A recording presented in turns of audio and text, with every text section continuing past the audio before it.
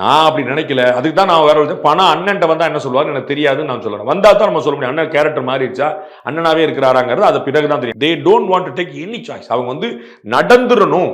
அது வெற்றி மட்டும்தான் உத்தரவாதம். வெற்றிக்கு கீழே எதுவும் கிடையாது. இப்ப நம்ம பார்க்கிறோம் இடதுசாரி முன்னணிகள் வந்து கடுமையா சண்டை போடுறாங்க. விசிகே கடுமையா அதிருப்தி எழுப்புது. அடுத்த வரி அவங்க என்ன சொல்றாங்க? ஆனாலும் நாங்கள் திமுக கூட்டணி தொடரணும்.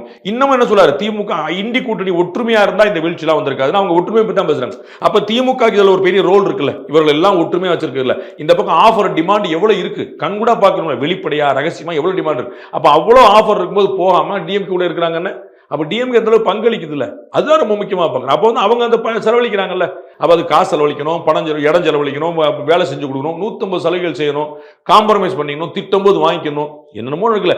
என்ன முடிவு? No compromise. நம்ம திரும்ப வென்றாகணும். அது ஏன்னா திமுக தான் எனக்கு தெரிஞ்சு அண்ணாவின் மறைவுக்கு பிறகு எந்த தேர்தலும் 2வது முறை வென்றது கிடையாது.